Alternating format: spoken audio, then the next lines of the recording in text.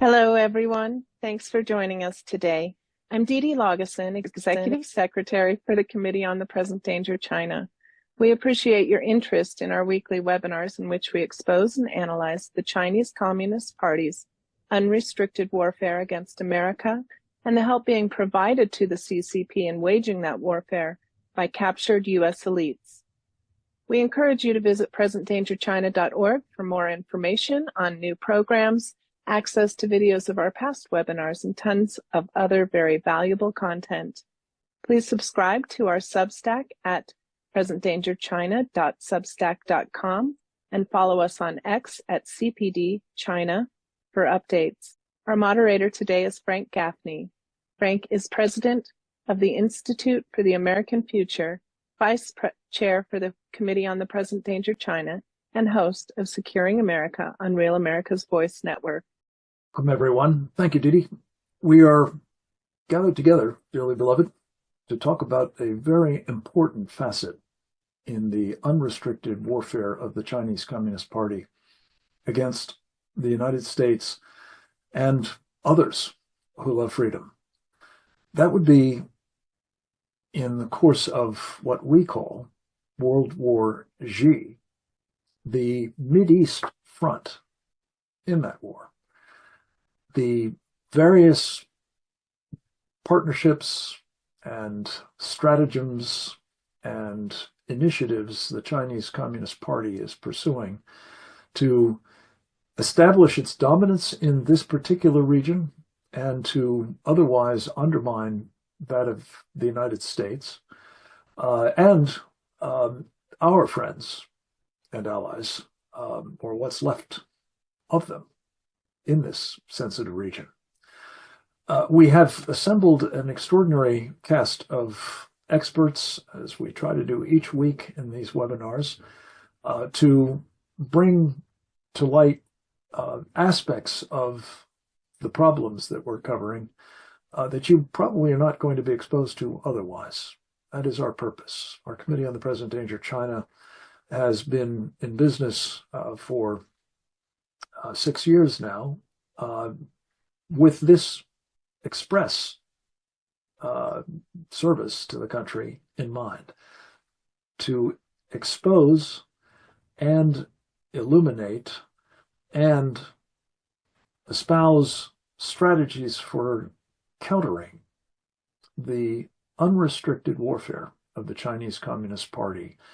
And for reasons that will become clear in the course of this program, there is, I think, hardly an area of the world in which more is on the line in this particular struggle, with the possible exception of the Western Pacific, than is true of the Middle East. And this is by design, ladies and gentlemen, as our speakers will, I think, illuminate. We call it World War Xi because what has brought us to this pass in the Mideast, among other places, is the strategic arson of Xi Jinping, where he is beavering away with his friends to tie us down, to distract us, to deplete our resources, and most especially our arsenal, as preparation, we believe, for his ultimate objective, which is to secure China's preeminent position, yes, in the Far East, but worldwide, and displace, perhaps in the course of displacing, destroy this country. So, our object today is to equip you to understand how the Middle East fits into this larger strategy and how vitally important it is that we comport ourselves in this region with clarity about the stakes, with a deliberation about what we can and must do about it, and we hope with an effectiveness that the times demand. We're going to start with, as we often do these webinars, Our friend Captain James Fennell, United States Navy retired, a very distinguished and highly decorated naval intelligence officer. During his time in uniform, he rose through the ranks to captain and became the chief of intelligence for the U.S. Pacific Fleet. Captain Fennell is the co-author with Dr. Bradley Thayer of an extraordinarily important book, Embracing Communist China, America's Greatest Strategic Failure. We caught up with him for our television program, Securing America, yesterday as we speak, and he was kind enough to give us an overview, really, a very compelling introduction to today's topic. And we're going to go to the videotape now for the purposes of taking that aboard.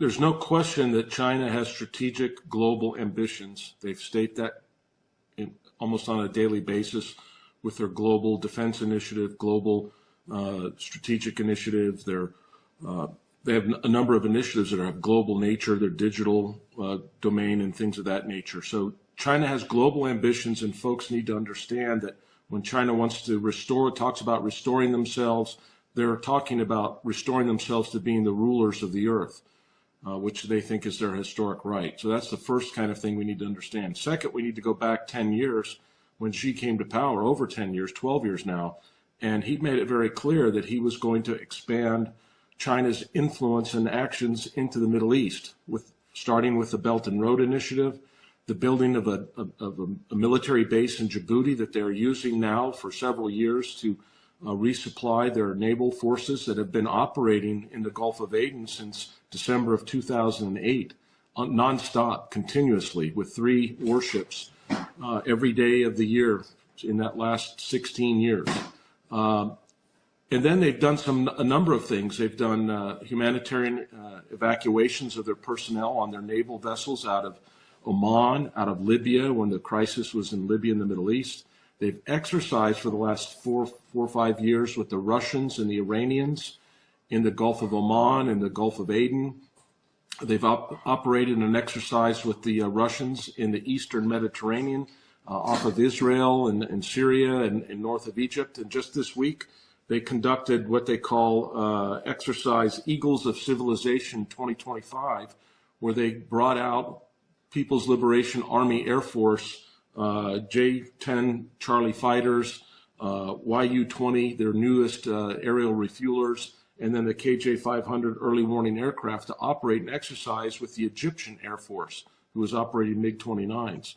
So this is just this week, and you have to ask yourself, why is the People's Republic of China exercising militarily with the Egyptians, who we pay billions to every year in basically money so that we can ensure that the Suez Canal stays open?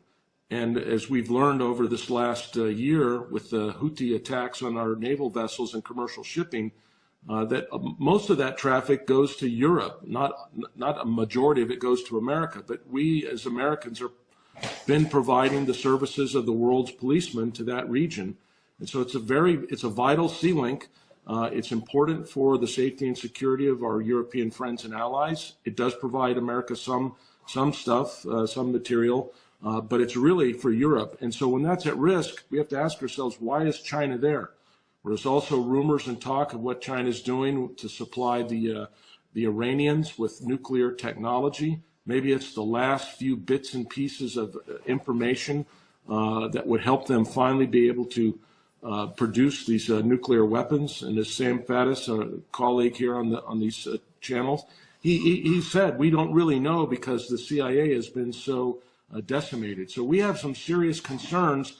I predominantly, for the most of my career, focused on what the Chinese are doing in Asia and the Indo-Pacific, but we have to recognize that they have aspirations that are global, and that critical area of the Middle East, they would like to be able to push us out, displace the United States, and have access and control of that supply of petroleum so they can meet their strategic needs. And that's really the significant thing.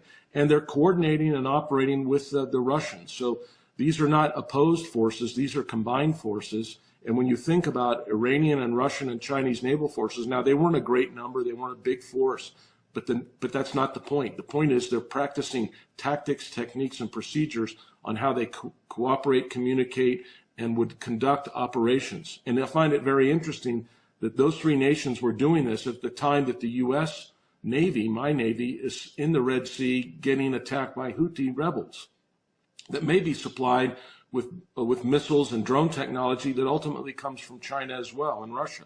So we are in a Cold War, if you want to call it that, whatever you want to call it. But we are in a contest, an existential struggle between communism versus freedom, and we need to wake up and recognize that.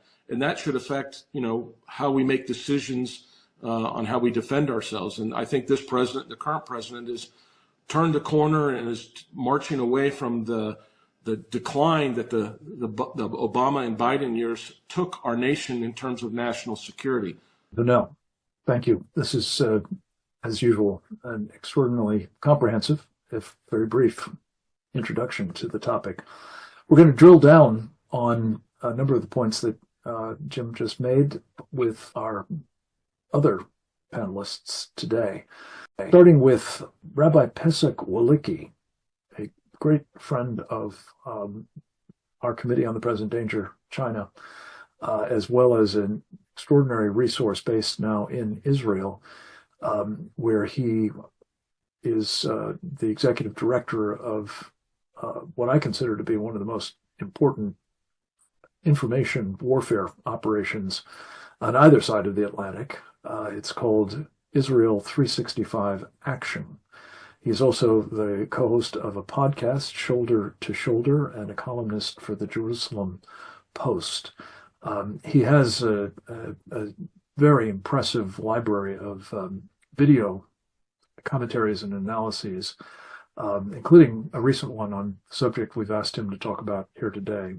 He's joining us by video as well, expressly produced for this program. For that, we're very grateful. It's about a topic that he's quite seized with, as I think should we all, and I believe Captain Fennell alluded to it in passing. The topic is, has Egypt changed sides? The exercises with the Chinese and Russians and other developments in Egypt at the moment give rise to real concerns about what the implications of what's happening there might be for Israel, but also America and the region. Let's go to Pesach Walicki's video now. To be a part of it, and I've been asked to speak about the connection between the Chinese Communist Party and Egypt, and this comes at a very auspicious time because just 2 days ago, China, the PLA, the Chinese Communist Party Air Force, just wrapped up its first ever joint air exercise with the Egyptians. And when something like that happens, we have to ask ourselves both why it happened, but also why we know about it. I should note that only a week earlier, the Egyptian Navy conducted a joint exercise with the Russian Navy.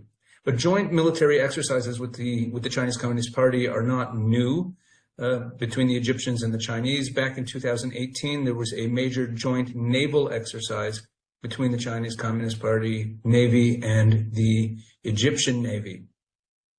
But I want to move away from the military for a second and pull back the camera and talk about the economic cooperation, because with China, economics is just another form of warfare.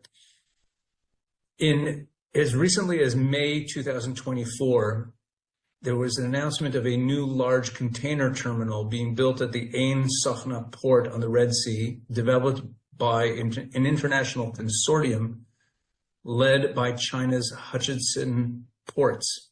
It's set to start operations this year in 2025. And in December of 2024, just a few months ago, the Chinese steel company Jinfeng unveiled plans to develop a state-of-the-art industrial complex in the Ain Sokhna integrated zone, which is part of the Suez Canal economic zone as well. And Hutchinson Ports, this state-owned Chinese company, also operates two other vital ports, the Alexandria port and the El Dhehelia port. Both ports are essential to Egypt's commercial activity. The Alexandria port alone handles nearly 60% of Egypt's foreign trade. So you see here that the Chinese Communist Party basically operates the ports and operates and to a certain extent owns many of the key ports in the Suez Canal area. Egypt is a very important country in China's Belt and Road Initiative, and its plans to control international shipping. Now, when we look back to the military side and pulling back the camera a bit more to think about China's wider relationships that end up reaching into Egypt, we know that a couple of years ago, the Chinese Communist Party signed a 25-year cooperation deal, a strategic cooperation deal with the mullahs in Tehran, with Iran. And that included the Chinese Communist Party buying large quantities of Iranian oil, and that's really what has bankrolled the Hezbollah, Hamas, the Houthis, and all of the other nefarious activity of the Iranians. So, of course, Hamas is funded by the Iranian money, but the Chinese Communist Party influence on Hamas through Egypt is much more direct than simply the funds that flow through Iran, because what we've discovered, what we now know since the war of October 7th, is that an extensive tunnel network of tunnels, besides the tunnels within Gaza, there were large tunnels running from Egypt under the Philadelphia corridor into the southern part of the Gaza Strip, into the Rafah area. Some of the tunnels in that area are large enough to drive an 18-wheeler through. And all of the weapons and all of the equipment, all of the materials that funded Hamas and built Hamas and allowed Hamas to build its war machine all came through those tunnels under the Egyptian border, or they came through the Egyptian border itself. That entire border has been governed for years by Sisi's son, who used it as a way to make billions of dollars, controlling the flow of goods through there. So to say that Egypt turned a blind eye or was complicit in the arming of Hamas is an understatement. Egypt was actively involved in it. They were controlling the supply lines, essentially, to get weapons to the Egyptians. And what does this have to do with China? Well, we know that early in the war against Hamas, when Israel first went into Gaza, and they were discovering large weapons caches that Hamas, that were owned by Hamas, they discovered large quantities of recently manufactured Chinese weaponry that were in there. So we know that the Chinese have this relationship with the Iranians. We know they have a working relationship with the Egyptians. And if you put all the pieces together, and the only real way to get this type of weaponry into the Gaza Strip is through the Egyptian border. And you put all the pieces together, and we realize that this China-Egypt relationship played a pivotal role in allowing for the funding and building of Hamas and its capabilities. So when we think about who Egypt is, and this is a really important issue. It's an issue that I've been on now for a while in some of my published columns and my videos. That Egypt really has changed sides. They probably changed sides a while ago under our noses. They're very good at hedging and playing all sides. Some people interpret their relationship with China as something they're using in leverage with the relationship to the United States.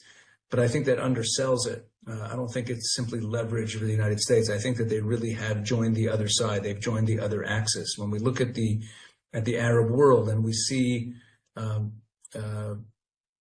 Arab Muslim nations like the Saudis and the Emiratis, who seem to a certain extent to actually be interested in some sort of engagement with the West that's peaceful. And we see, in Jordan where they're joining the countries that are outlawing the Muslim Brotherhood, and Egypt has done so as well. At the same time, the Egyptians have been getting more and more integrated with the China, Russia, Iran axis. And even though we view them as a kind of moderate actor who still receives, they're the second largest recipient of military aid from the United States after Israel, they really are more and more in bed with the Chinese Communist Party.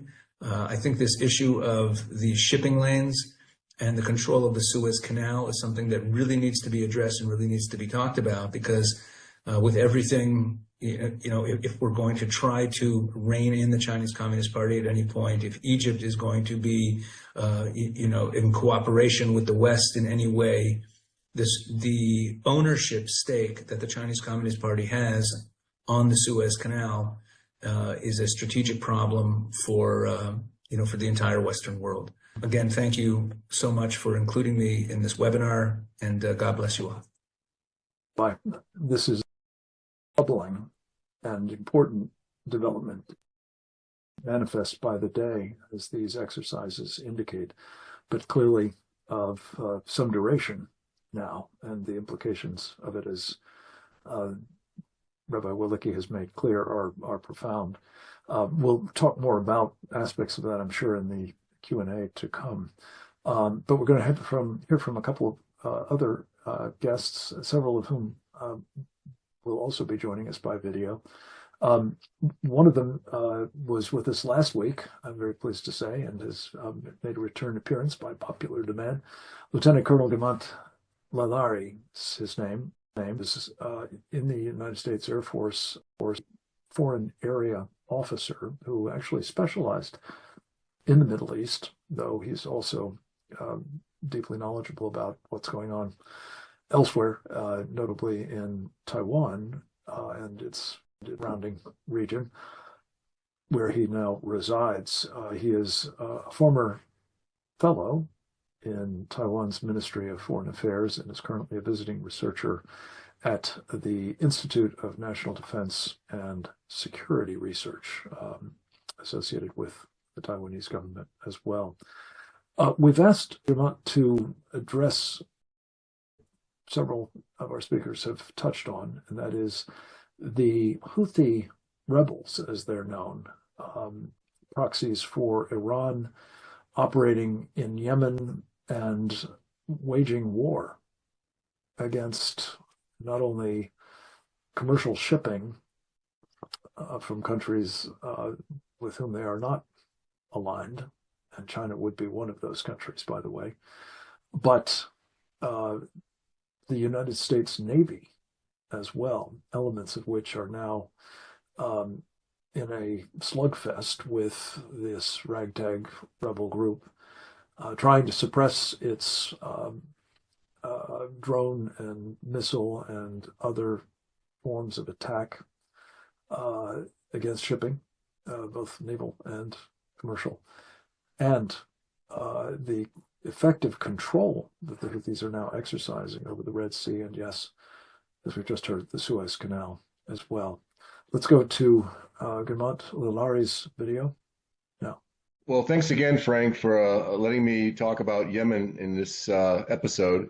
It's an important topic, and I'll do a quick summary, and then I'll cover some of the important aspects of it in terms of China and why is it important from my point of view, living in Taiwan. We all know that China is helping a lot of revolutionary groups, including terrorist groups around the world. And last year, we had a lot of discussion about how China was providing support to Hamas. And in the recent weeks, we've heard that China is providing Russia not only weapons, but possibly soldiers as part of their support to Russia's attack against Ukraine. In this broadcast, I'm going to cover how China has been helping the Houthi terrorists attack international shipping, the U.S. Navy, and of course, Israel. What are the Houthis doing? They're doing these attacks supposedly because Israel is attacking Hamas, but it's gone way beyond that in terms of what they've been trying to do.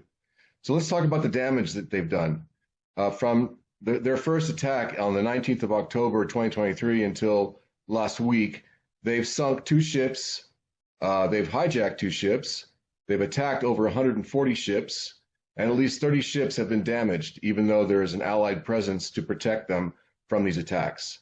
And also, the Israeli missile defense system has been used several times to protect Israel. Now, in terms of casualties, the following people have died: a Vietnamese, 2 Filipino sailors, 2 Israeli civilians, and almost 200 people injured. On the U.S. side, 3 U.S. Navy personnel have died, 2 SEALs, and 1 Navy sailor. It's been going on for almost 2 years now, or a year and a half, but still the costs are high in terms of the shipping. U.S. equipment, we've lost almost over 22 MQ-9s, and we lost a FA-18 Super Hornet in a friendly fire incident. There are 2 military operations going on against Yemen, or against the Houthis in Yemen. One is called Operation Prosperity Guardian, started in December 2023. It's a multinational freedom of navigation combined operation, and it's with the United Kingdom, Bahrain, Canada, France, Italy, Netherlands, Norway, Seychelles, and Spain. Many other countries have joined as well, but those are the first players when it started.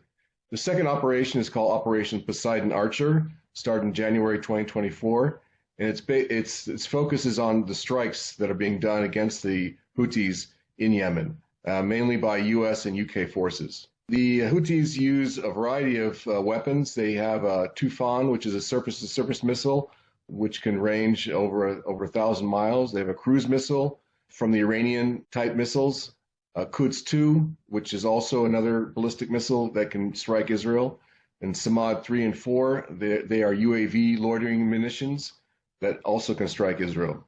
They have Wa'id drones, which are similar to Iran's Shahed 136, with a range of over 1,600 miles. And finally, they have naval drones that are used to have explosives on them and ram the ships.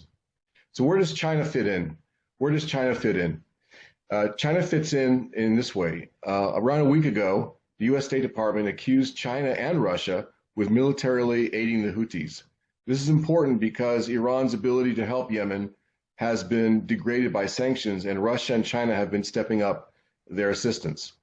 State Department spokesman Tammy Bruce said recently, "It is clear that Beijing and China-based companies provide key economic and technical support to regimes like Russia, North Korea, and Iran and its proxies. The CCP continues to enable these regimes, whether it be through the provision of dual-use items Russia needs to sustain its war in Ukraine, North Korea's ballistic missile development, or Iran's support of terrorism across the Middle East, that these 2 countries, Russia and China, are helping the Houthis." Now, specifically, what is China doing?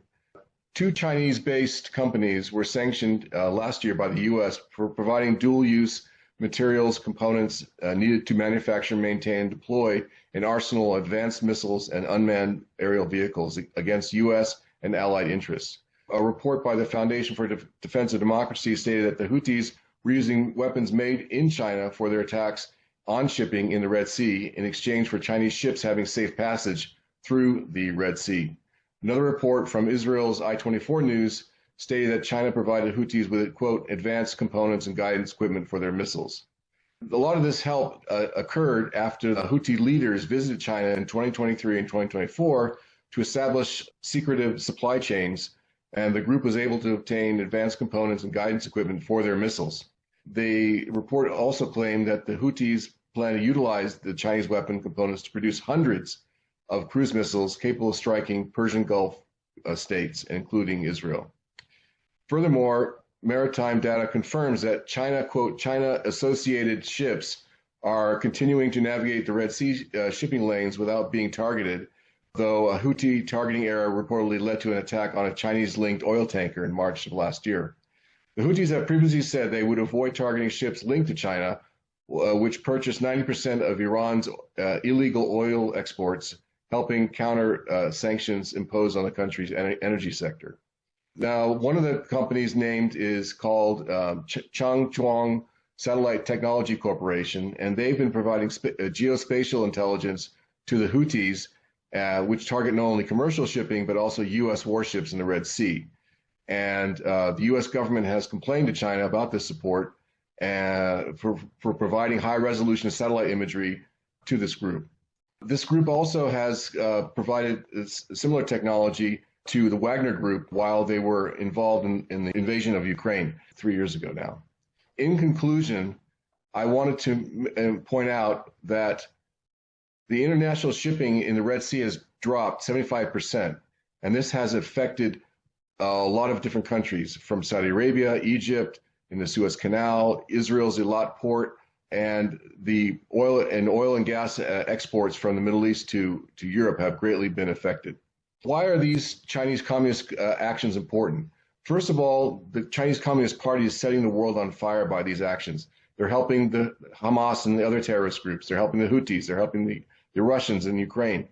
By doing this, they also are thinning out U.S. forces available to Taiwan, because the U.S. has to respond to these fires that are lit by the Chinese Communist Party. The CCP is depleting also U.S. sea-based missile defense assets. As we protect shipping in the Red Sea, we're losing more and more of our missile defense assets, which could be used in a future conflict against to protect Taiwan. And finally, the CCP's three-war strategy, which was an idea conceived in 2018 by some academics in one of the Chinese universities, that talked about using this idea of creating wars around the world to divide and conquer U.S. forces so that Taiwan becomes more vulnerable. And finally, I'd like to end with two quotes.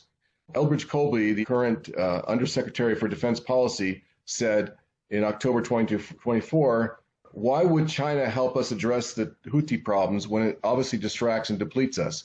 Because we've been asking the Chinese to help us deal with the Houthi problems, and they obviously don't have an interest. And finally, the last quote I'd like to make is from Cleo Pascal, who says, "For China, it's not a zero-sum game, it's a negative-sum game. They will win if the other side loses more. So the more we try to put out fires around the world, we become weaker and they become stronger relatively." That's all I have to present today. I hope it was interesting. Thanks again, Frank, for the opportunity. Interesting, Colonel, but very helpful indeed in fleshing out this story of direct Chinese involvement in acts of war against our Navy and our interests in freedom of navigation, of course, as well as against Israel, its own ships, yes, but indeed the territory of Israel and its people have been targeted as well by the Houthis. So thank you for this contribution. We're going to turn next to Dr. David Wormser, a man whose expertise on the Middle East is, well, unsurpassed, I believe. He brings to the topic not only a background as a naval intelligence officer, risen to the ranks before his retirement to that of a lieutenant commander in the Navy. He's also served in senior positions in the State Department, the National Security Council, and the State Department, advising on Middle East issues, not least. He is, these days, the director of the Middle East program at the Center for Security Policy, one of its senior analysts, and an invaluable contributor to the work of our Institute for the American Future, including the Victory Coalition that we also sponsor in addition to this one, the Committee on the Present Danger China. David, we've asked to speak about two interrelated national threats, one from Turkey, the other from Qatar. And as you will hear, both are very intimately involved in not only supporting Sharia supremacism with primarily Sunni extremists, very notably the Muslim Brotherhood, but also with Shiite ones through Qatar's close collaboration with Iran and the on-again, off-again relationship between the Turks and the Iranians. David's topic is how can we understand the developments that both of these nations are engaged in at the moment without taking into account their independent but mutual relationship with China. David, welcome back. It's so good to have you. The floor is yours, sir. Thank you, Frank. First of all, just one comment about Turkey and Qatar directly. To really understand the relationship, you have to understand how Qatar looks at the world. They basically purchase workers to do everything they need done. They don't have people, but they have a lot of money. So essentially, they enslave people or they purchase services to get what they've done. And essentially, Turkey is now their rent-a-caliph. It essentially is the engine driving through Turkish manpower and Turkish history, Turkish capabilities, really an imperial expansion along their ideological lines through essentially a hired nation. Now, it's not unprecedented. That's how Turks got into the Middle East, whether it's the Mamluks or Seljuks or so forth. They were always brought in as the imperial arm, as the imperial administrative and imperial warrior angle of these governments that then employed them for their own expansion, later to find, though, that they took over. But that's just an aside to describe the relationship of Turkey and Qatar, because I really think you need to look at them now as one unit or one cooperative structure that operates as a unit. Now, let me go to a quote that seems unrelated at first, but I'll tie it back, and I think it will help begin to visualize the scale of strategic competition in the Middle East through Turkey and Qatar that China is doing.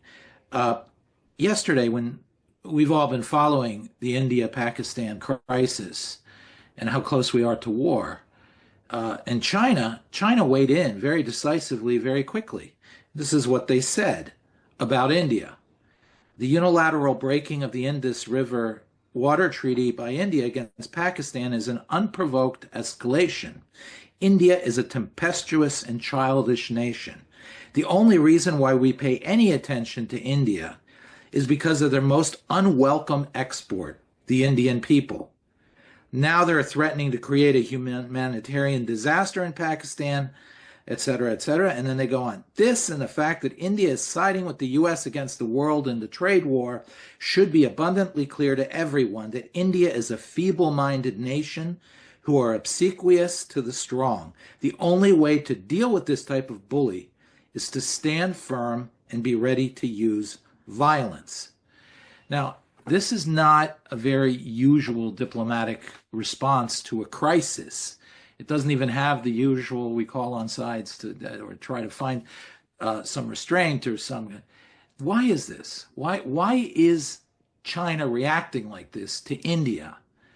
Well, to really understand, you have to understand the strategic architecture that's emerging in the Middle East, especially as Iran gets weaker.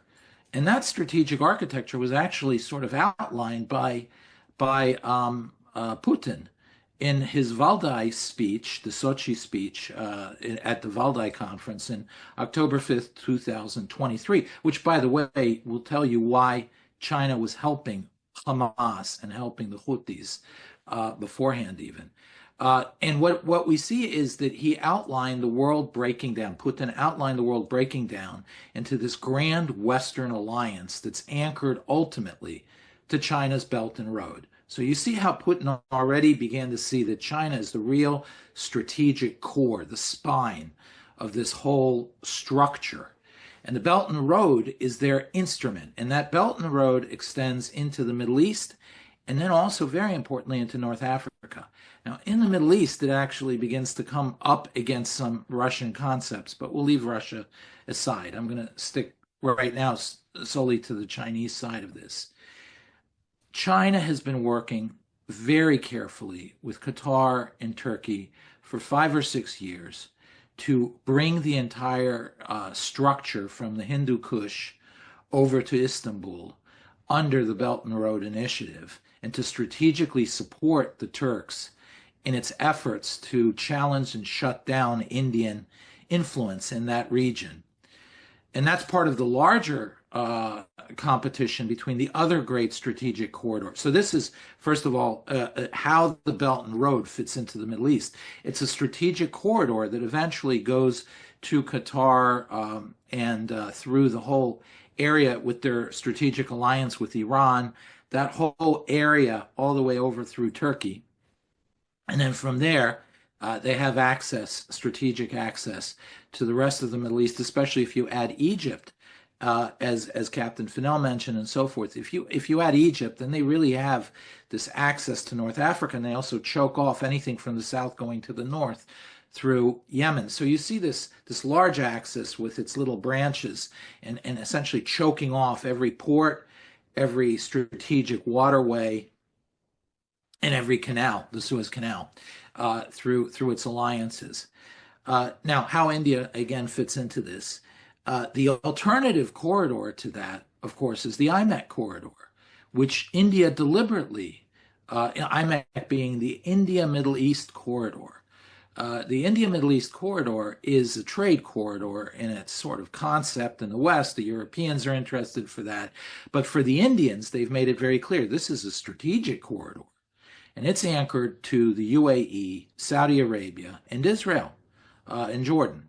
So that is designed by India as a competition to the Belt and Road. So what happens here is that China has to derail that. China has to make sure that that doesn't become a competition for two reasons. One is it becomes the major east-west corridor in trade, Asia-Europe corridor.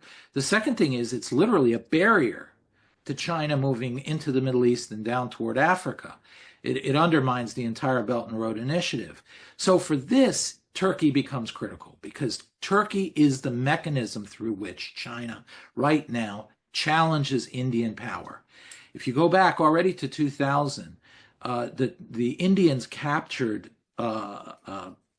Turkish intelligence officers in India trying to whip up riots and an intifada, so to speak, an uprising of Indian Muslims, the 200 million Muslims that live in India. On top of it all, they saw how how Turkey was inciting Pakistan to escalate against India and inciting to subvert any order against the American forces in Afghanistan at the time. Because they understood that Afghanistan was a strategic pivot, first of all. Second of all, they understood that Pakistan is the core way through which to challenge India. And three, that India is the barrier to their being able to properly link up with the Belt and Road and create this strategic alliance with China. Again, keeping in mind, this all has this Qatari angle to it because Turkey is Qatar's rent-a-caliph. So now, if you understand that sort of large strategic competition, you understand a number of things. Number one, the first real rendition of the rise of this IMEC corridor was what threatened both Turkey and Iran, but especially Iran at the time, which was the growing rapprochement between Israel and Saudi Arabia and the growing possibility of a strengthening of the Abraham Accords into much greater strategic cooperation that is ultimately what the IMEC corridor is echoing. And it's quite likely that one of the main considerations for Iran launching this attack, which is in a strategic cooperation agreement with China and has been since 2020 or 2021, is to essentially derail that movement. That by launching this war, they derail all this movement towards Saudi Arabian Israeli rapprochement, and indeed it did derail it. Israel and Saudi Arabia have never recovered their emerging relationship from the October 7th events. And now you have the second thing, which is this war or potential war between India and Pakistan. And I think you have to understand that that is ultimately part of this Iranian Turkish, really, it's now a Qatari Turkish. The Iranians are strategically limping and going along with China and Russia and so forth. But this real Qatari Turkish threat that wants to link up to China, I think you have to look at it that way, that this is in part, again, a way to sabotage and undermine what is the strategic threat to the Belt and Road Initiative in the Middle East, which is, again, the Indian-Israeli UAE, potentially Saudi corridor, the IMEC corridor. By the way, links up also with Greece. One final aspect of it is this is how you have to understand the Syrian conflict, because the way Qatar and Turkey view this is that it finally gives them the real potential, especially with the weakening of Iran, through access of the Sunni tribes and Sunnis in Iraq, to have a potential link between Qatar, Syria, and Turkey, to bring pipelines into Turkey and into Europe, to make Europe dependent on Qatari gas, and essentially anchor that strategic corridor that China wants to build to also an economic corridor that Europe has to depend on. And Europe altogether feels that Turkey is emerging as a country it can't afford to offend at this point. So China is now weaseling into that to try to ride with Turkey into the European structures. I would keep a very close eye on these pipelines, these energy discussions going on between Qatar, Syria, and Turkey, because I think they have this major strategic dimension. And unfortunately, the West is not thinking about the alternative pipeline structures and energy structures, which are the UAE to Israel structures that hook up on one side, also go out to India, and on the other side, the Greece and Europe. So I think that we're just not paying attention to this major strategic competition. The second thing is how that then links up to Africa. There's the Great Lakes region of Africa, which is really the game there, is critical raw materials and rare earth minerals. And China really has dominance there. We're not really even in the game. And Russia's north of that, but to some extent, again, not complete alignment with China. And then north of that, again, you have North Africa, which is the real effort by Turkey now to consolidate its position. So between that, under Turkish control, and China working in Central Africa, the central part of Africa, you see how this is really the Belt and Road now has a major African component that flows through Turkish power. So at any rate, I'll leave it at that, and I think better the rest brought out in question and answer. David, wonderful. This is such a rich, tapestry, I suppose, of various elements of this great game that is underway now, with the Chinese very much in the mix. One thing we'll want to come back to in Q&A with you is the role that Egypt is playing in all of this as well. The Turkish-Egyptian dynamic is especially interesting, as is much of what you said. So we'll cover a lot of that in further discussion momentarily, I think. But before we do, I wanted to again, no stranger to these programs, Charles Sam Faddis, who I had the privilege of speaking with on our television show, Securing America on Real America's Voice, for the program that will air tomorrow morning. And he was gracious enough to say we could use a portion of it for this purpose as well. Focus on the Chinese-Iranian relationship. Mention's been made of it by several of our presenters, but we wanted to do a bit deeper dive with Sam. And we have how this relationship is evolving at the moment of Iran, thanks principally to Israel's efforts and some of the sanctions that the Trump administration has applied. The threat is nonetheless continuing to metastasize with the help of the Chinese Communist Party. So let's go to the video. Time for our friend Charles Sam Faddis. In Iran, these guys have a long-standing entanglement. I mean, the Chinese were involved with the Iranian nuclear program 30 years ago. Economic entanglement, military, conventional entanglement. So there is an existing strong relationship there that provides all sorts of options to the Chinese and obviously also provides resources to the Iranians. So to zero in on the idea of how this might play out in the context of the Iranian nuclear program and the negotiations, if you will, that are ongoing between Iran and the United States. We, the United States government, are not just negotiating with the Iranians.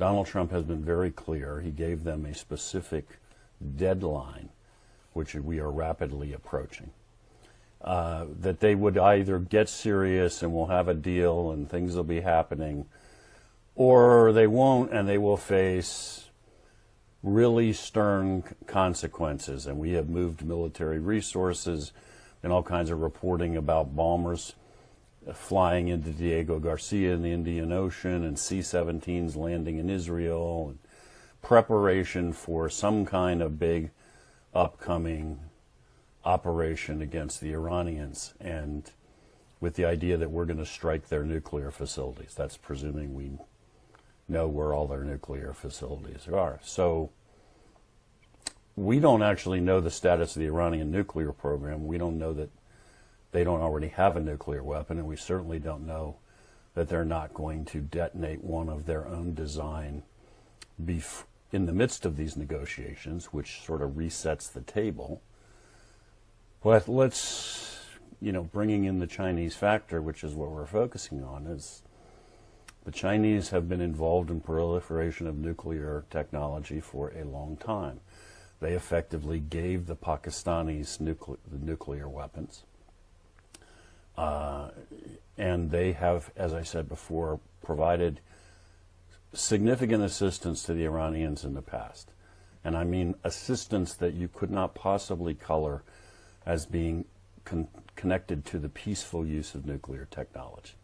Assistance with specific pieces of equipment and techniques and so forth that are only relevant to nuclear weapons. In other words, they made a decision a long time ago. They want the Iranians to have the bomb, and they have helped them at critical junctures. Okay, so let's assume that with everything that's going on in the world right now, with the tension between us and the Chinese, the pressure the Chinese are feeling, forget about assistance. What if a Chinese aircraft lands in Iran and delivers to them multiple nuclear weapons, a dozen weapons, which are then mated to missiles and drones and dispersed throughout the country at locations that we don't know, the Israelis don't know, nobody knows. And now all of a sudden, the entire situation in the Middle East has radically changed, because this whole business about just teeing off on Iran, we're going to bomb them back to the Stone Age, changes, because if you start that and you don't know for sure where every one of those nukes is, then potentially Tel Aviv, Riyadh, God knows how many other places are vaporized in response. It is a dramatic step. So do I have concrete evidence that the Chinese are doing that right now? I'm not saying that I do. I'm saying it's an option that I think we ought to really think about, that we have, Donald Trump has decided to radically alter the playing field, change the entire relationship between us and the Chinese that was established decades ago, where they just sort of get unfettered access to our market. And at risk is really the whole fate of modern China, right? I mean, you're talking about bankrupting the CCP. So I think we ought to be prepared for potentially very significant and dramatic responses to that action. Americans default to thinking of this trade war, again, if that's the term we should use right now, as being all about the price of goods and balance of payments, and it's a commercial economic thing, because they're assuming that the Chinese motives are effectively the same as ours, which is economic prosperity. Well, you're talking about the Chinese Communist Party, and as you noted, that is not their prime motive. That is not their focus. That is not what they care about. That may be means to an end, but their end is world domination. That's where they're going. Are the Iranians incredibly important to them? Yeah, they have not just strategic location, but vast military resources, oil. I should also point out that the Iranians means all of the Iranian proxies. Hezbollah and all of the groups in Iraq and everywhere else.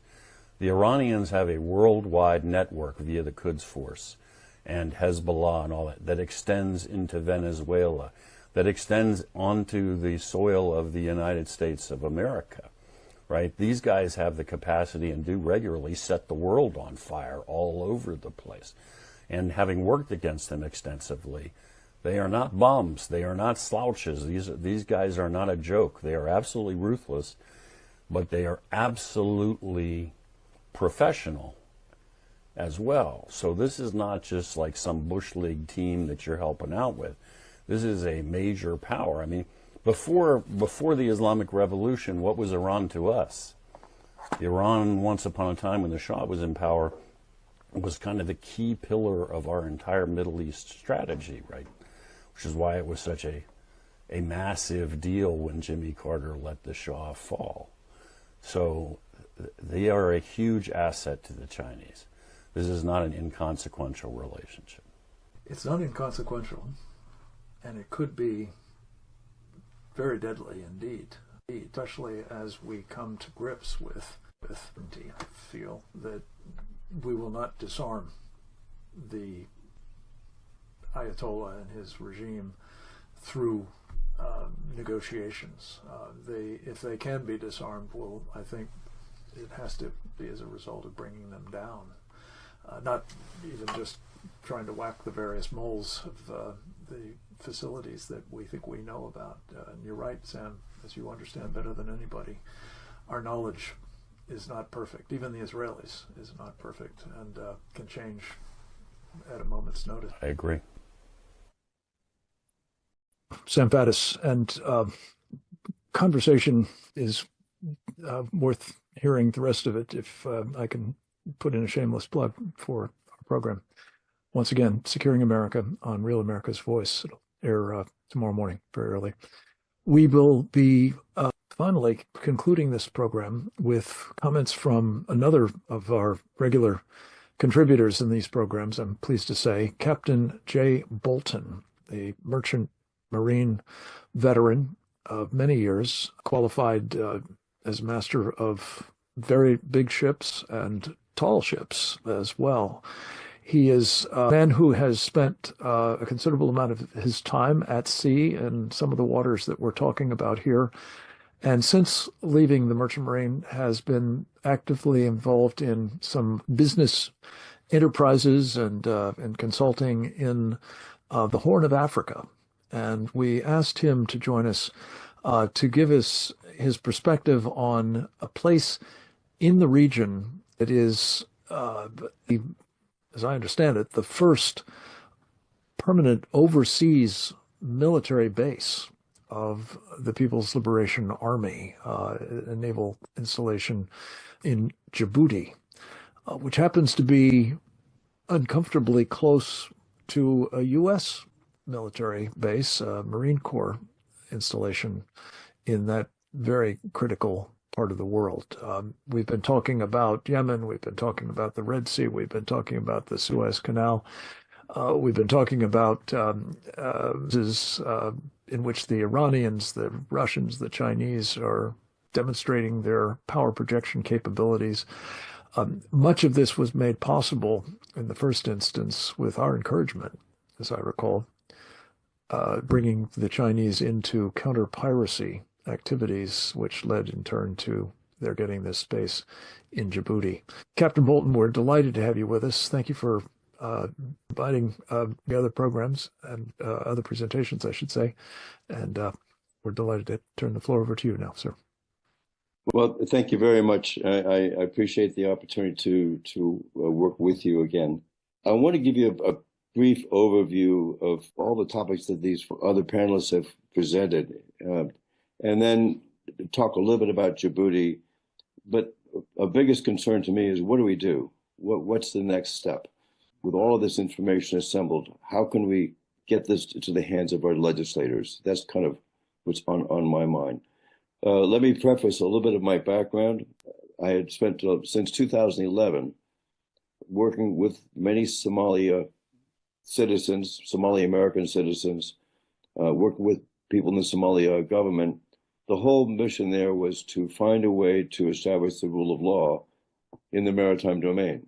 And because they lacked a coast guard, they lacked rules and regulations, and they lacked infrastructure. From that, I encountered many of the ambassadors to Somalia, and my takeaway was that there was a lack of proactivity on their sense of how to address the root cause. Now that takes the root cause of the piracy, root cause of this, and that all comes to lack of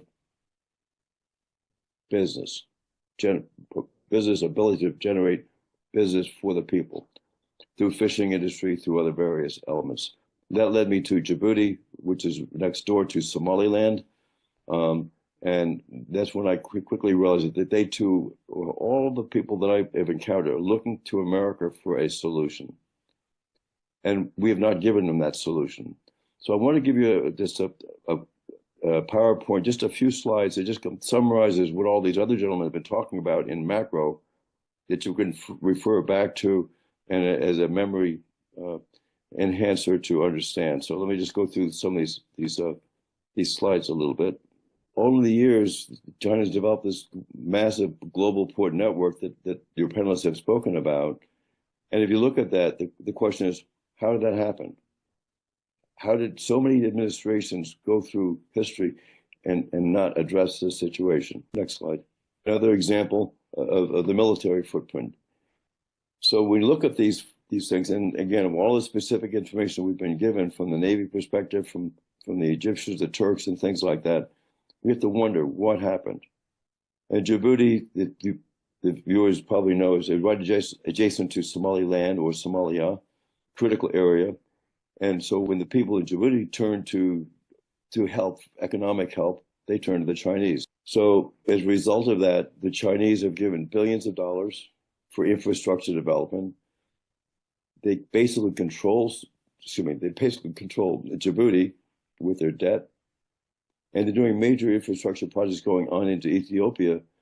And that gives cause to wonder, with all of that control that the Chinese have just in Ethiopia and Djibouti, and now coming to Somalia, they own the entire Horn of Africa. And Dr. Wormsed addressed the Iranian and Turkey issues. Turkey is working very closely with the Somalia government, oil rights and things like this.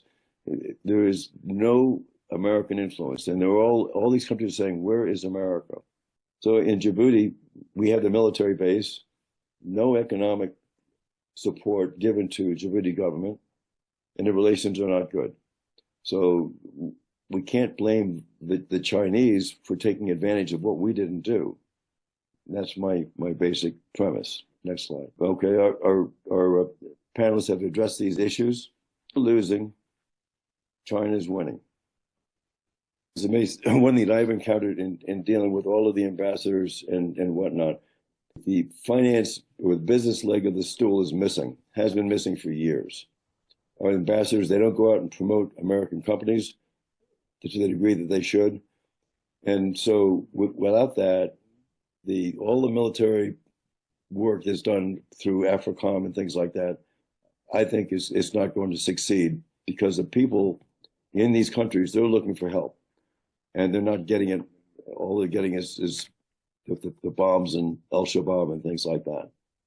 One of the key things that I think could be very helpful would be the use of counter trade, using the country's natural resources, where we provide the money for infrastructure at no net cost to taxpayer, but we recapture that through the counter trade. And I think there's a way that we could turn many of these countries in Africa back to an American ally, and that's what they're looking for. So the question is, what do we as citizens, how do we communicate with the Senate Committee on Foreign Affairs and other decision makers within our government to get them to be more proactive in the business element while we're doing the political element and the military element? And that's a question that's unanswered. That's all I have right now. Over.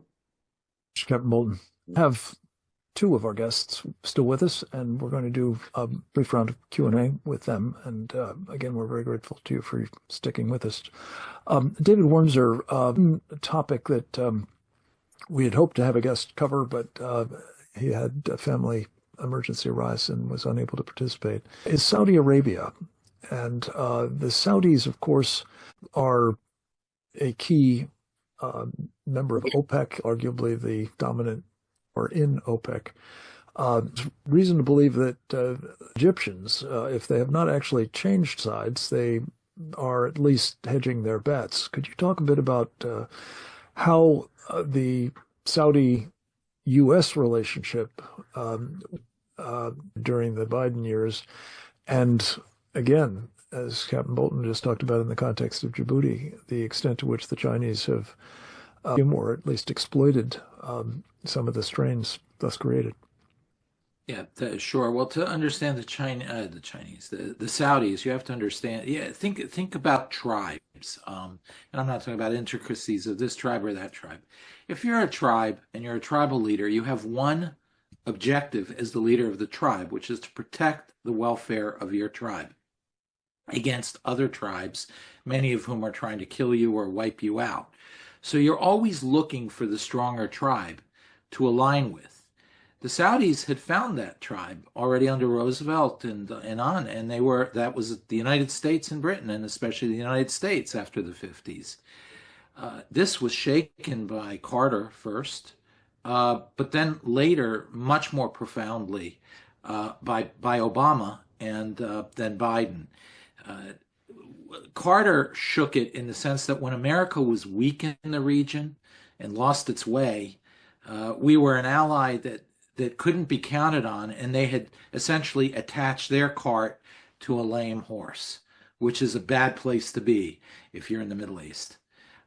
That was bad enough, but what you saw under Obama was we turned hostile. We turned hostile to Saudi Arabia, to the idea of Saudi Arabia, to the royal family of Saudi Arabia. This really came to a head in the first year or two of the Biden administration. And the Saudis could accept the Carter era and then slowly rebuild their confidence in us. But this second time around, you fool me once, shame on you. Fool me twice, shame on me. The Saudis already were skeptical. But now this hostility, I think it really broke something fundamental in Saudi trust of the United States. And look, I mean, I'm an American patriot. I don't think we owe anybody an apology for anything. And the Saudis should read the writing on the wall in the long term. But that said, I can understand where they're coming from, that they're scared that the United States is simply not going to be there. So they're looking to hedge, and their hedge is China. China for two reasons. One is that China has economic interests that could make them want to side with Saudi Arabia, but also more importantly, China has this strategic relationship with Iran and Turkey, and therefore they need the Chinese to intervene with their own clients, so to speak, to restrain them against Saudi Arabia. And what this means is this is the Chinese entry point to create a Pax Sinica rather than a Pax Americana in the region. And that's the real danger. We're losing Saudi Arabia, and with it would come probably in the long run also the UAE. The second thing is, as the Iran threat fades or is destroyed by Israel, the other big threat China faces, which is Turkey, emerges both through the Horn of Africa, as brilliantly described by Captain Bolton, but also by the possibility of Egypt. Egypt has always been in the inner circle of Saudi strategic concerns. So I think the Saudis simply have no confidence, even under President Trump at this point, to be strategically robust. They hear the isolationist voices. They hear the crowd here who's arguing for appeasing Iran, for appeasing Qatar, for working with Turkey, and they read that as, in many ways, they look at Israel as the canary in the mine for themselves. the United States doesn't stand resolutely with Israel, then certainly they don't have confidence that the United States would stand resolutely with them. So at the end of the day, what you're seeing is the damage done not only by the Biden team and by the Obama team, but by Obama-like policies that are being advocated by certain people within this, within the conservative camp in the United States as well. And the Saudis are reading that, and they're hedging, and they're not going to commit to anything, including, in my view, a very essential thing, which is to help us in the war in Yemen. I mean, the only way we're bogged down unless we get Yemen to, with Saudi Arabia, to physically on the ground finish the job against the Houthis. And right now, the Saudis are afraid that we're not going to follow it through because they read our internal debate. So I think the Saudis are very terrified. They're not confident, and they're drifting toward China. And if they can get a Pax Sinica, then they'll go for it, because simply there's no sentiment here. This is business for them. This is the business of survival for them. And if China can offer them a path to shutting down their enemies, then they, as a fairly weak country, will go by it that way. Thank you, David. You combine all of that strategic with the BRICS angle, and it's clear that we are at risk of jeopardizing a lot in this part of the world by failing to restore the U.S.-Saudi relationship to what it was prior to team's arrival. The president headed there, and this will presumably be a high priority for that visit. And I think we want to wish him well in pursuing that goal. Captain Bolton, you strong appeal towards the end there for supporting American businesses in this region, not just Djibouti, not just I guess the Middle East for that matter, but Africa as well. I know you've had personal experience with this. Can you talk briefly about the facilities that we have, the mechanisms, the institutions, the financing arrangements, and the like, that beyond having diplomats just be attentive to the need to promote our businesses, can actually enable that to be done in a much more offensive way than is true at the moment? The issue, if we look at USAID and the money that is lost, the money that goes in the pockets of the corrupt politicians, in my view, there's only one solution, and that is to use the funds, wherever they become available, to employ U.S. companies to go in and build the infrastructure, be it port development, power generation, water, and whatnot. No money to go to the respective African country. And then by doing so, we get the infrastructure built, the people start making a living, and then we can walk away because we will pay for that with their existing natural resources. So for example, in Somalia, the concept was to have them deed the 80 billion barrels of proven oil reserves and the uranium reserves to the U.S. government to be titled to them. And that way we could sell that stuff through counter trade and pay for the infrastructure. It bypasses the government with certain terms and conditions. So that's the basic concept, because right now the money disappears from USAID, the Europeans, the New Deal. There's billions of dollars was pledged to Somalia, which we're familiar with, disappeared basically. $3 million was given to the Mogadishu Maritime Training Center. The center was never built. So we've got to fight the corruption, and that's got to be strong U.S. leadership, which I believe needs to be a coordinated effort, not just by state, but by Commerce Department and Defense working together. And I spoke about that in the previous webinar about the silos of bureaucracy. We've got to get them to work together with a concerted effort. Unfortunately, most recently, just a few days ago, I learned that one of the funds that had been allocated was through the Millennium Challenge Corporation, and Trump is dissolving that. There's a big question mark what's going to happen with that organization.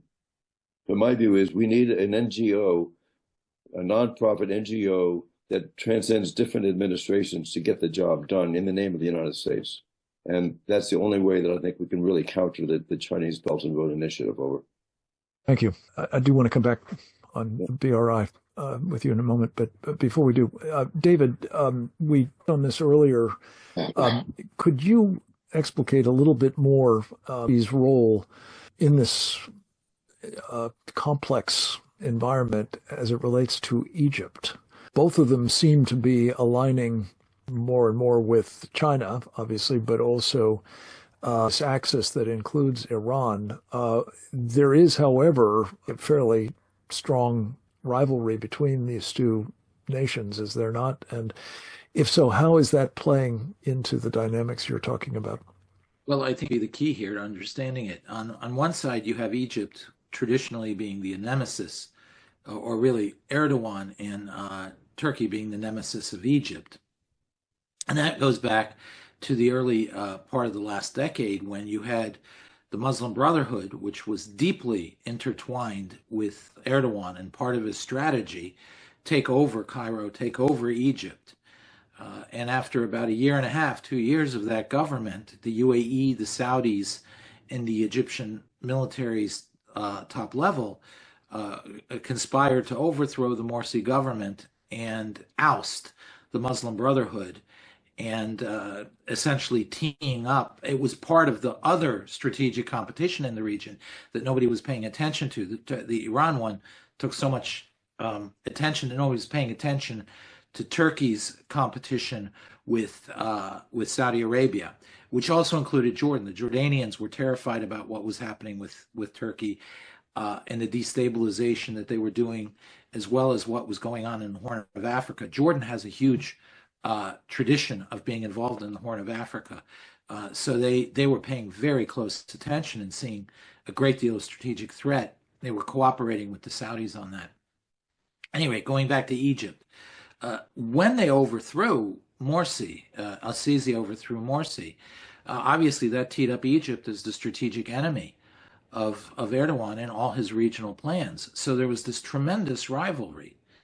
And you could count on that. It affected the Egyptian cooperation with Israel and the United States on Hamas, for example. And you could keep the Hamas problem somewhat contained and dangerous, but not catastrophic the way it's become. And we counted on that reality persisting, and we weren't paying attention to the fact that underneath in Egypt, it's a dysfunctional state. And underneath, the Muslim Brotherhood was gaining traction.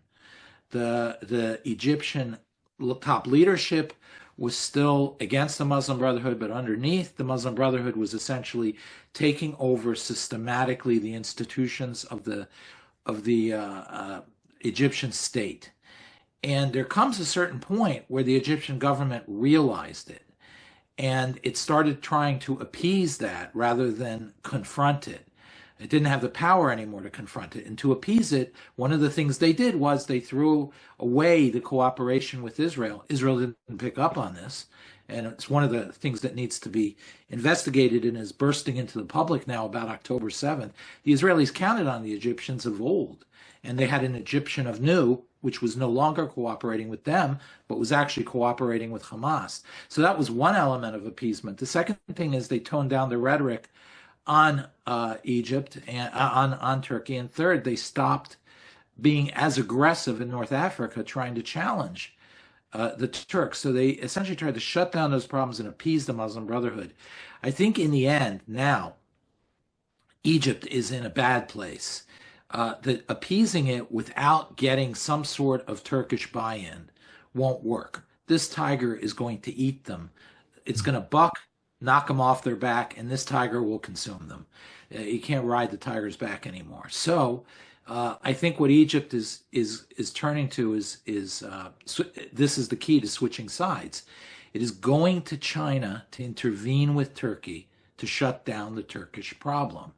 And that, of course, makes remember, Egypt made peace in the 70s to begin with because they read these global tectonics between the United States and the Soviet Union.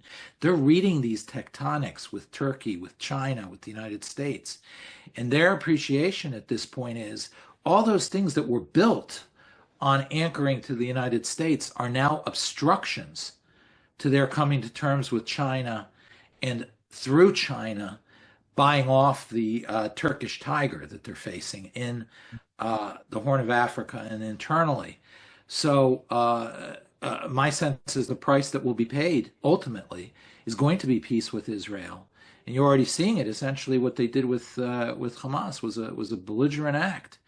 And what they're doing now, training with the Chinese in the Sinai, and potentially quite seriously violating the peace treaty this way, you're seeing all the writing's on the wall. They're switching sides, and they're switching sides because they need China now, and because they need China to shut down Turkey.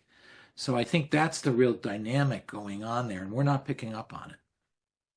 This is an incredibly important point, and it complements, I think, very well what Rabbi Pesach-Walicki said earlier.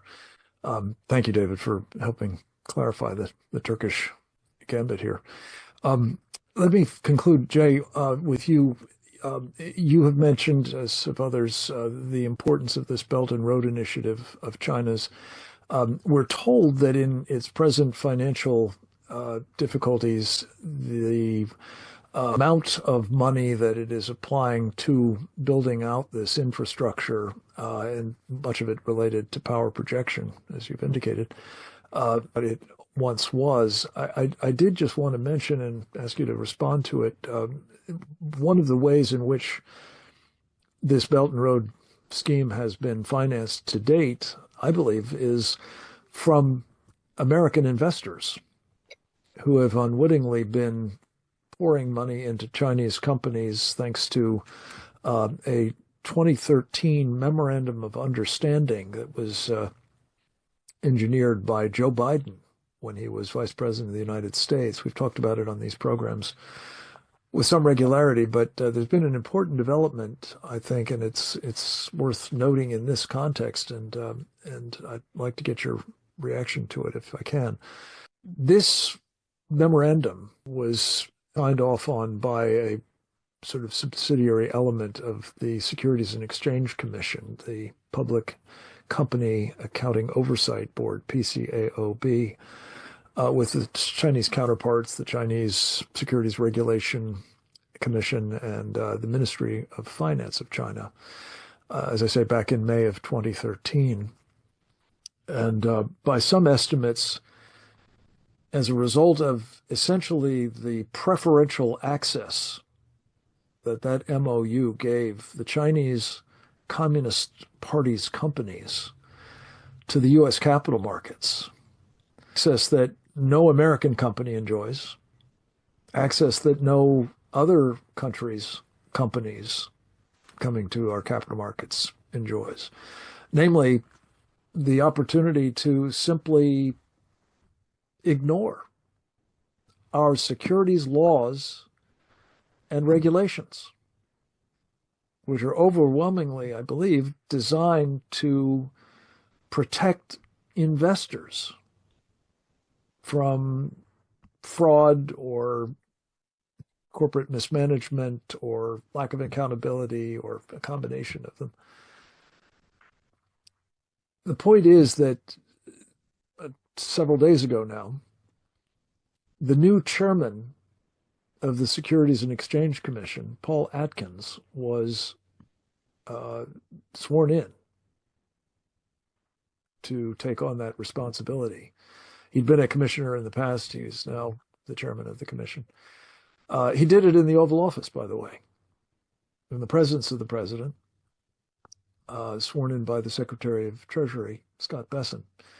And on the occasion, he made the point, not once, but I think twice, that he had made in his confirmation hearings. Namely, that he regarded it as his first duty as chairman to protect our investors. So I just wanted to say on behalf of the Committee on the Present Danger of China, which has been arguing strenuously for, well, all of its existence, 6 years now, that we stop underwriting our enemy, the Chinese Communist Party, that this is something that Paul Atkins could do immediately and should, in furtherance of his duty as chairman, namely to rescind this memorandum of understanding between the PCAOB and China, again, made possible by the operation and influence of then Vice President Joe Biden. And I just want to say that in case it had not caught your attention, 6 months after that memorandum was adopted, Joe Biden and his son, Hunter, went to Beijing. And Hunter came back with $1.2 billion to invest on behalf of the Chinese Communist Party in buying up, in some cases, sensitive companies here. I personally believe this is an example of the corruption that characterized so much of the Biden administration's behavior and, you know, its leader, nominal leader, at least, conduct as well. So just finishing up, Jay, to you. As you look at what's happening with the Belt and Road Initiative, if indeed it is the case that the Chinese financial situation is impinging upon it, one of the other things it seems to me that could be very helpfully done here, starting perhaps with Paul Atkins' action on this MOU, is to stop the financing, directly or indirectly as it may be, of the BRI by unwitting, mostly at least, unwitting American investors. Your thoughts, sir, and particularly how important it would be to curb this enterprise, if we can. Well, yeah, two parts, Frank. I think number one is my experience with the Somali people, which is extensive right now. They're looking for leadership. They're looking for help. They want to develop their fishing industry. They want to develop their commerce and trade. They have a whole shopping list of things they want to do, and they're looking for help. And you know, when a sailor falls over the side of the ship, he doesn't care where he gets a life jacket. So now that China's money is drying up, now's the time for us to move quickly and effectively to show these developing countries that we can do this with American technology and American companies. So right now is a critical time that we move quickly, and that's why I'm a little concerned about the Millennium Challenge Corporation being dissolved. We need to have a private sector group that can move overnight, and I have utmost confidence that while the Chinese are pulling back because of the lack of funding capabilities and other issues, they will jump to the United States. But we have to do something other than just words and flowers and from our ambassadors. Jay Bolton, thank you. David Wormser, thank you. And to all of our other contributors, this has been a very important presentation, especially with the President of the United States heading to the region very shortly. It is of paramount importance that I think he understands the opportunities that we've discussed here, true nature of some of the nations that he's going to be interacting with, especially Qatar, and the dangers of allowing the region to continue its present drift into the arms of, and perhaps the control of, the Chinese Communist Party. To our great detriment, yes, of course, that of Israel, certainly, but also, I would argue, the region more broadly and the free world as well. With that, we're going to say thank you to all of you for being with us. As always, your participation in these programs, not only in observing them, but helping pass them around to others, is incalculably important. We urgently need your help in raising, well, the awareness, yes, but also the alarm about what the Chinese Communist Party is up to. And with your help, I'm confident that decisions will be properly made by this administration, and hopefully the Congress as well, to attend to the Middle East front in World War Xi, but more importantly, to help us prevail in it globally as well. With that, thank you. God bless you all.